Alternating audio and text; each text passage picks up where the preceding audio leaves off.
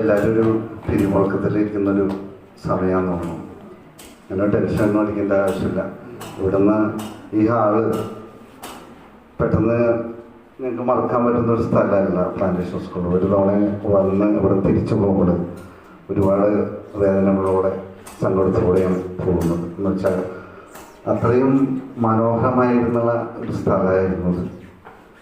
നിങ്ങൾ ഇവിടെ ഉള്ളിൽ ജീവിക്കുന്ന ആളുകൾ, കുട്ടികളുണ്ടെങ്കിൽ അവരുടെ മാതാപിതാക്കളൊക്കെ പറഞ്ഞ് കേട്ടിട്ടുണ്ടാവും.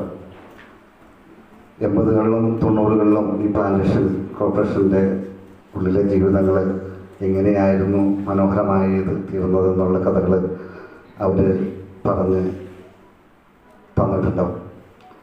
നമുക്കൊന്ന് ചിന്തിക്കാൻ കഴിയാത്തത്ര സൗഹൃദവും സ്നേഹവും ഒക്കെയുള്ളൊരു സ്ഥലമായിരുന്നു അത്. ഈ സ്കൂളും ഈ ഹാളും ഈ റൂമുകളും മൈതാനവും അങ്ങനെ ഇത്രയും മനോഹരമായിട്ടുള്ളൊരു സ്ഥലത്ത് ജനിച്ച് ജീവിച്ച് വളർന്ന് പോന്നിട്ടുള്ളൊരു ഭാഗ്യമായിട്ടാണ് പറയാറ്. എവിടെയെങ്കിലും അവസരങ്ങൾ കിട്ടുമ്പോൾ, സംസാരിക്കാൻ അവസരങ്ങൾ കിട്ടുമ്പോൾ പറയുന്നൊരു കാര്യമാണ് അയ്യമ്പുഴ എന്ന് പറയുന്ന സ്ഥലവും കാൽറ്റി പ്ലാന്റേഷൻ എന്ന് പറയുന്ന സ്ഥലത്തിൻ്റെ ഒരു ഭംഗി. ഇത്രയും നന്മയുള്ളൊരു നാട് എവിടെ ചെന്നാലും ഉണ്ടാവും എന്ന് വളരെ സംശയമാണ്. നിഷ്കളങ്കരായ ഒരുപാട് മനുഷ്യരുള്ള ഒരു പ്രദേശമായിരുന്നത്. ഇപ്പോഴും വലിയ മാറ്റങ്ങളൊന്നും ഇവിടെ ഉണ്ടായിട്ടില്ല. ഈ ഹാള് ഇതോടെ ഉള്ള ഒരു തിരിവുകളൊന്നും ഞങ്ങൾ പഠിക്കുന്ന സമയത്ത് ഉണ്ടായില്ല. അന്ന് സ്ക്രീനുകളായിരുന്നു. 85, 86 ഇവിടെ 1ാം ക്ലാസ്സിൽ ചേരാനായിട്ട് വരുന്നത്. 15ാം ബ്ലോക്കിലാണ് താമസിച്ചുകൊണ്ടിരുന്നത്. അച്ഛന് അവിടെയായിരുന്നു ജോലി. അച്ഛന് മാത്രമേ ജോലി ഉണ്ടായിരുന്നുള്ളൂ. ഞങ്ങൾ 3 മക്കളായിരുന്നു. എനിക്ക് മുകളിൽ 2 ചേച്ചിമാരായിരുന്നു. അന്നൊക്കെ കരണ്ടും വെള്ളമൊക്കെ കിട്ടുക എന്നുള്ളത് വളരെ അപൂർവ സമയമായിരുന്നു. വൈകുന്നേരം ഞങ്ങൾ 3 പേർക്ക് പഠിക്കാനുള്ള സമയത്ത് ഉണ്ടായിരുന്നത് ഒരു മണ്ണെണ്ണ വിളക്കായിരുന്നു. ആ മണ്ണെണ്ണ വിളക്ക് കത്തിച്ചു വെച്ചിട്ട് ഞങ്ങൾ ഊഴമനുസരിച്ചാണ് അന്ന് വായിച്ചുകൊണ്ടിരുന്നത്. ആദ്യം മൂത്ത പെങ്ങൾ വലിയ ക്ലാസ്സിലാണ് പഠിക്കുന്നത്, ചേച്ചി പഠിക്കും. താഴെ എന്തെങ്കിലും തൊട്ട് മൂത്ത ചേച്ചിയുണ്ട്, എന്തെങ്കിലും 3 ക്ലാസ് മുകളിലാണ്. ചേച്ചി കുറച്ചൊരു പഠിക്കും, കുറച്ച് സമയം എനിക്കും തരും.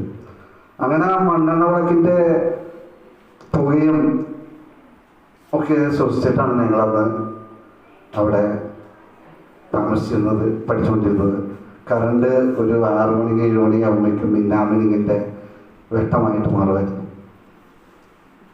ഇത് ഒരു വാഹന സൗകര്യങ്ങളൊന്നുമില്ല, സഞ്ചരിക്കാനായിട്ട് നല്ല റോഡുകളുണ്ടായില്ല.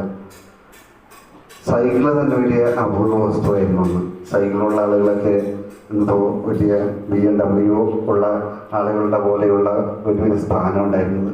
TV വലിയൊരു അപൂർവ വസ്തുവായിരുന്നു. 87-ലോ 88-ലോ മറ്റുമാണ് ഇവിടെ TV വരുന്നത്. ആദ്യം പോസ്റ്റ് ഓഫീസർ ജംഗ്ഷനിലെ ക്ലബിലാണ് TV വരുന്നത്. അതിന് ഏറ്റവും വലിയൊരു ഓർമ്മയിൽ എനിക്ക് പറയാവുന്ന ഒരു കാര്യം, ഒരു രാത്രി എന്തൊരു സമരത്തിന് പന്തംകുളത്തി പ്രകടനം നടക്കായിരുന്നു. നിങ്ങൾ അത് ആരും കണ്ടിട്ടുണ്ടോ? പന്തംകുളത്തി പ്രകടനങ്ങൾ കണ്ടിട്ടുണ്ടോ? അന്ന് ഈറ്റയുടെ കമ്പിയിൽ തുണികളൊക്കെ വെച്ചിട്ട് മണ്ണെണ്ണ ഒഴിച്ച് ചുറ്റി കത്തിച്ചിട്ട് പ്രകടനമായിട്ട് ആളുകൾ മുന്നിൽ പോകും. കൂട്ടം കൂടി എന്തെങ്കിലും സമരങ്ങളുടെ ഒരു സമയത്താണ് ഈ പന്തംകുളത്തി പ്രകടനങ്ങൾ ഉണ്ടാവുന്നത്. അങ്ങനെ 15ാം ബ്ലോക്കിൽ നിന്ന് 9ാം ബ്ലോക്കിലേക്ക് പോകുന്ന ഒരു പന്തംകുളത്തി പ്രകടനമാണ് എൻ്റെ ഏറ്റവും ചെറിയ ഓർമ്മയിൽ ഉണ്ടാകുന്നത്. അന്ന് 2ാം ബ്ലോക്കിൽ എൻ്റെ അമ്മൂമ്മയ്ക്ക് ജോലിയുണ്ട്. 2ാം ബ്ലോക്കിൽ അവിടെ പ്ലാന്റേഷൻ കോർപ്പറേഷൻ ഓഫീസുണ്ട്. അതിൻ്റെ തൊട്ട് താഴെ ആശാമോഹൻ ചാണ്ടയും വേറൊരു മോഹൻ ചാണ്ടയുണ്ട്. നിങ്ങൾ കളിയായിട്ട് ഈ ഒരു പേട്ട ബിനു എന്നൊക്കെ വിളിക്കും. ആരെയൊക്കെ അറിയായിരിക്കും ബിനു. മിനിച്ചാൻ്റെ വീടിൻ്റെ അടുത്താണ്. അതിൻ്റെ ഇടയിലാണ് അമ്മായി എന്നറിയപ്പെടുന്ന ഒറ്റയ്ക്കാണ് എൻ്റെ അമ്മൂമ്മ അവിടെ താമസിച്ചിരുന്നത്. അതുകൊണ്ട് ഈ ഹോസ്പിറ്റലിൽ എല്ലാ ദിവസവും രാവിലെ ഷുഗർ ഇൻസുലിൻ എടുക്കുന്നുണ്ട്. നടന്നു വന്നവിടെ ഇൻസുലിൻ എടുത്തിട്ടാണ് അമ്മ ജോലിക്ക് പോയിരുന്നത്. അപ്പോൾ ഈ അമ്മൂമ്മയുടെ അടുത്ത് കൊണ്ടുപോകാമെന്ന് പറഞ്ഞിട്ട് ഈ പന്തംകുളത്ത് പഠനത്തിന് എന്നെ കൊണ്ട് കൊണ്ടുപോകാണ്. ഞാൻ ചെറിയ കുട്ടിയാണ്. അപ്പോൾ ആ വരവിലാണ് ആദ്യമായിട്ട് ടെലിവിഷൻ കാണുന്നത്. ഇവിടെ പോസ്റ്റ് ഓഫീസ് ജംഗ്ഷനിൽ അന്ന് കണ്ടത് എനിക്ക് തോന്നുന്നു വാട്ടർ പോളോ ആണ് കണ്ടതെന്നാണ് ഓർമ്മ. ഒരു 86, 87 കാലഘട്ടത്തിലാണ്. 88-ല് പ്ലാന്റേഷൻ പോയി. കട്ടിങ്ങിലാണ് താമസിച്ചിരുന്നത്. പക്ഷേ പഠനം ഇവിടെ തുറന്നു. അങ്ങനെ ഒരുപാട് കഥകൾ ഉള്ളൊരു സ്ഥലമാണ് ജീവിതവുമായിട്ട് ബന്ധപ്പെട്ട്. നിങ്ങൾ ഇരിക്കുന്ന ഒരു ഹാള് ഞങ്ങൾ ഒരുപാട് കൊച്ചു വർത്താനങ്ങളും തമാശകളും സ്നേഹങ്ങളും ഒക്കെ കൈമാറിപ്പോയിട്ടുള്ള റൂമുകളും വരാന്തകളുമാണ് ഇവിടെ ഉള്ളത്. ഞാൻ ഈ ചെറിയൊരു പുസ്തകം എഴുതിയിട്ടുണ്ട്. അതിൻ്റെ പ്രകാശം കഴിഞ്ഞെങ്കിലും അത് നിങ്ങളുടെ ആളുകളുടെ കയ്യിലേക്ക് എത്തി തുടങ്ങിയിട്ടില്ല. ഈ മാസം അവസാനം എത്തും. അതിൽ പറയുന്ന ഒരു വ്യക്തിയെ കുറിച്ചുകൊണ്ട് 2-3 കാര്യങ്ങൾ പറഞ്ഞിട്ട് ഞാൻ നിർത്താം.